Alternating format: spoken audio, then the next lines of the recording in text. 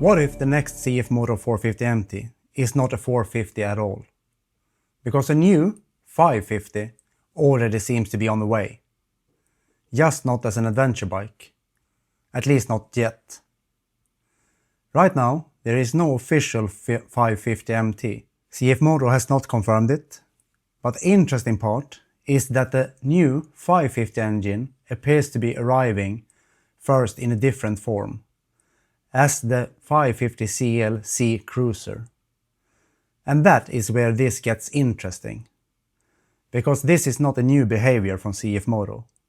They have already done this with the 450 platform. The 450 engine is used in several different bikes.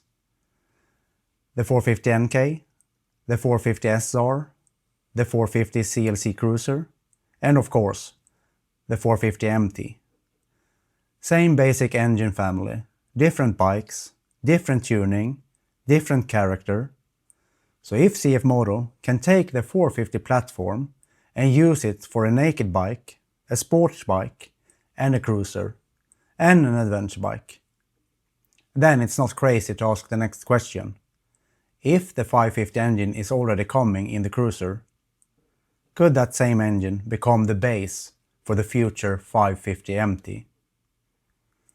A 550MT could basically be the next evolution of the 450MT. Not a totally different bike, but the same idea, with a little more engine, more torque, a bit more power, but better highway comfort, and probably a more relaxed feeling when the bike is loaded with luggage. And the power jump is actually what makes this so interesting. The current 450MT makes around 42 horsepower and 44 Nm of torque. The new 550 CLC Cruiser is listed at around 52 horsepower and 51 Nm. So we are not talking about this tiny difference. That's roughly 25% more power and a clear step up in torque as well. For an adventure bike, that could be a really useful upgrade. Not because it needs to become a fast bike, but because a little more torque and power can make highway riding, overtaking, steep climb, and luggage feel much easier. And this is where the possible 550MT becomes really interesting. Because the 450MT is already very good at being manageable and surprisingly capable off-road. But one thing many riders want is just a little more power on the road. Not 100 horsepower, not a big heavy adventure bike. Just a little more pull when overtaking, riding uphill, or cruising at highway speed. That could be the sweet spot. But there is one important detail here. In full power form, a 52 horsepower 550MT would sit above the A2 limit in Europe. The A2 limit is around 47 horsepower. So if CFMOTO wanted to keep this bike A2 friendly, they would probably need to offer a restricted version. And this is where throttle-by-wire could be really useful. If a future 550MT gets electronic throttle control, CFMOTO could potentially offer the same basic bike in different power version. One full power version and one A2 version with lower horsepower and maybe a different torque curve. That could make a lot of sense, because riders with full license could get the stronger version, and A2 riders could still get the same platform, same chassis, same adventure setup, but with power limited to fit the license rules. Of course, this depends on how CFMOTO designs and improves the bike. But with modern electronics and throttle-by-wire, this kind of setup becomes much cleaner than old-school mechanical restrictions. And wire-by-throttle could also open the door for other upgrades. Proper cruise control, better riding modes, more refined traction control, and smoother throttle mapping. For me, cruise control would be a big one.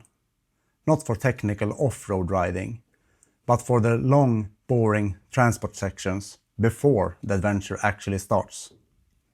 That is one feature I really like to see in the next generation. And if CFMOTO keeps the 21-inch front wheel and the 18-inch rear wheel, proper suspension travel and a reasonable weight, then the 550MT would move even closer to bikes like the Yamaha Tenere 700. Maybe not as powerful, maybe not as proven, but potentially lighter, cheaper, and easier to ride for many people. And that is a very interesting position. Because the 450MT already sits in a space where many riders are asking, do I really need a T7? Or is a smaller, lighter, more affordable adventure bike actually better for the riding I do? A future 550MT could make that question even harder, especially if it gets more torque, better electronics, cruise control, and still keeps the weight under control.